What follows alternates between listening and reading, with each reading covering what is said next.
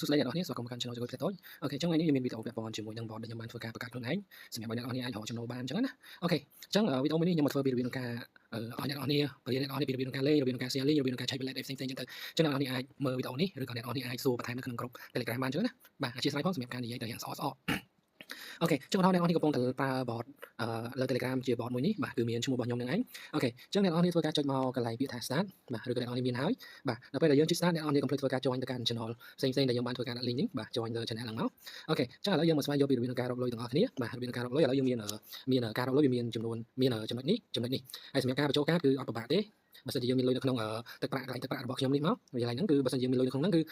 យើងអាចធ្វើការបញ្ចូលលុយបានអញ្ចឹងការបញ្ចូលលុយគឺចាប់ពី$1ឡើងហើយសម្រាប់ការដកលុយចាប់ពី$5ឡើងអូខេអញ្ចឹងគឺធានាជូនគឺសម្រាប់ការដកលុយឬក៏អីហ្នឹងគឺបាន100%បាទអូខេអញ្ចឹងដល់ពេលអ្នកនរគ្នា join ទៅកាន់ channel ផ្សេងៗហើយបាទអ្នកនរគ្នាចុចលើហ្នឹងមកបាទចូលទៅកាន់ channel របស់ខ្ញុំផ្សេងៗហ្នឹងយើងធ្វើការ join មកបាទដូចជាក្រុមនេះគឺយើងទទួលដំណឹងពីការដកលុយពីហ្នឹងអញ្ចឹងដល់ពេលអ្នកនរគ្នាដកលុយឬក៏ដាក់លុយអីsorry ដកលុយឬក៏រកលុយអីឬក៏មានព័ត៌មានថ្មីៗគឺគេនឹងតម្លាក់ចូលក្នុង channel ផ្សេងៗអីអូខេអញ្ចឹងឥឡូវយើងមកមើលកន្លែងពាក្យថាទឹកប្រាក់របស់ខ្ញុំបាទអ្នកនរគ្នាចុចលើទឹកប្រាក់ហ្នឹងមកបាទខ្ញុំយកកន្លែងហ្នឹងសិនអូខេអញ្ចឹងកន្លែងទឹកប្រាក់នេះបើសិនជាអ្នកនរគ្នា invite បើសិនជាអ្នកនរគ្នាមានលុយដល់អ្នកនរគ្នា invite friend ម្នាក់គឺវានឹងលោតលុយឡើងហ្នឹងឡើងហើយអញ្ចឹងកន្លែង invite friend ខ្ញុំអត់តចាំតិចទៀតអូខេចាំឥឡូវយើងមកមើលបញ្ចូលអ្នកនរគ្នាកន្លែងទឹកប្រាក់របស់អ្នកហ្នឹងបាទបើសិនជាអ្នកនរគ្នាមានលុយនៅក្នុងហ្នឹងគឺលុយឡើងហ្នឹងគឺវា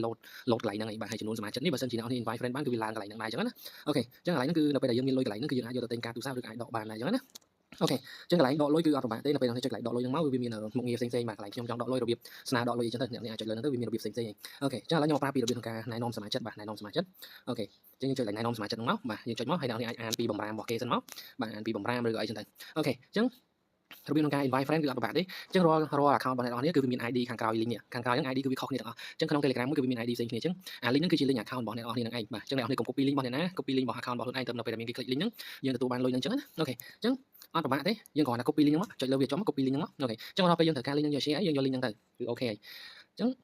យើងយក link ហ្នឹងយកទៅផុសនៅក្នុង Facebook អីមកឧទាហរណ៍ឥឡូវខ្ញុំ Facebook គឺយើងអាច comment link នៅក្នុងវីដេអូគេឬក៏អីបានទេត្រូវអត់អញ្ចឹងយើងមានវិធីអញ្ចឹងបងប្អូនអ្នកនរ copy link ហ្នឹងមកបានមកបាទ copy link ហ្នឹងបានបន្ទាប់មកយើងចូលទៅកាន់ Facebook របស់យើងបាទចូលទៅកាន់ Facebook របស់យើងឥឡូវជា Facebook របស់ខ្ញុំចូលទៅកាន់ Facebook របស់ខ្ញុំហើយយើងធ្វើការដាក់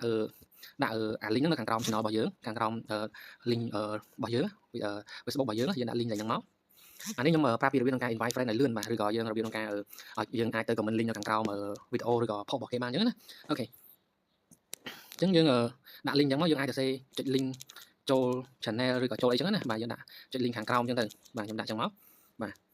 ដាក់ចឹងមកបាទអានេះអ្នកនរស្រេចអ្នកនរអាចដាក់ពីអីចឹងណាអូខេចាំមកយើងថយវិញមកយើងអស់មកអូខេអញ្ចឹង link ហ្នឹងហើយបន្តមកទៀតយើងធ្វើការ copy Facebook របស់យើង copy link Facebook របស់យើងយើងអាចចូលទៅ comment នៅខាងក្រោមវីដេអូបើសិនជាចង់លឿនយើងគួរតែ comment ទៅលើវីដេអូប្រភេទស្រីស្អាតអីចឹងណាអ្នកនរហ្នឹងហើយអញ្ចឹងយើង copy link Facebook របស់យើងមកដល់នេះយើងឃើញវីដេអូចឹងអីយើងអាចយកអា link Facebook យើងមិញហ្នឹងយកមកដាក់មកនេះយើងដាក់ចេញមកចុច link ដើម្បីមើលអីចឹងទៅបាទចុច link ខាងក្រោមចូលគ្រប់ចូលអីចឹងណាអានេះយើងអាចថាដាក់បញ្ឆោតគេក៏បានដែរអ្នកនរនេះយើងអាចដាក់ចឹងមកបាទឬក៏យើងមាន Facebook ច្រើនយើងនៅពេលដែលយើងដាក់ link Telegram ហ្មងគឺវាអត់ load queue ទេអញ្ចឹងយើងត្រូវការដាក់ link Facebook ចឹងឯងទៅឲ្យវា load queue ចឹងណាអានេះខ្ញុំគាត់ដាក់ឲ្យមើលទេខ្ញុំធ្វើការ delete ចោលវិញទៅអញ្ចឹងយើងព្យាយាម comment មាន Facebook ច្រើនយើងចូល comment ផ្សេងទៅបាទ comment នៅលើតាម post របស់គេផ្សេងចឹងទៅបាទអញ្ចឹងអានេះរបៀបងាយៗក្នុងការ share ទៅកាន់ Facebook ចឹងណាឬក៏អ្នកនរមាន page មានអីខ្លួនឯងយើងអាច post ឬក៏ផ្សព្វផ្សាយខ្លួនឯងចឹងទៅអូខេអញ្ចឹងដល់ពេលដែលគេចុច link ហ្នឹងម្នាក់គឺអ្នកនរនេះទទួល referral ម្នាក់ហើយលុយគឺវាឡើងទៅតាមនឹងដែរចឹងណាអូខេអញ្ចឹងអានេះគឺចំណុចរកលុយទី1បាទហើយអ្នកនរពីរបៀបក្នុងការដកលុយអីអ្នកនរអាចស្វែងយកបន្ថែមអានេះខ្ញុំគាត់ប្រាប់អ្នកនរពីរបៀបក្នុងការរកលុយទេអូខេអញ្ចឹងឥឡូវបន្តទៀតគឺកន្លែងមុខងារshare Facebook បានលុយនេះខ្ញុំនឹងធ្វើវីដេអូបន្ទាប់អ្នកនរអាចចូលមើលក្នុង channel ខ្ញុំហ្នឹងបានរបៀបក្នុងការ share Facebook បានលុយអញ្ចឹងវីដេអូមួយទៀតខ្ញុំនឹងធ្វើពាក្យព័ន្ធជាមួយហ្នឹងតែជាវីដេអូដកលុយគឺអត់ពិបាកទេអ្នកនរអាចចុចទៅគឺវាអាចចុចទៅគឺវាមានកន្លែងមើលរបៀបក្នុងការស្នើដកលុយខ្ញុំចង់ដកលុយឥឡូវនេះគាត់ចុចមកបាទហើយយើងបំពេញបែបបត់មកនៅពេលដែលលុយរបស់យើងមានចំនួនគ្រប់គ្រាន់យើងបំពេញបែបបត់មកគឺយើងអាចធ្វើការស្នើដកបានហើយអូខេអញ្ចឹងវីដេអូគឺមានតែប៉ុណ្ណឹងកុំភ្លេចជួយ like subscribe channel YouTube របស់ខ្ញុំម្នាក់មួយផង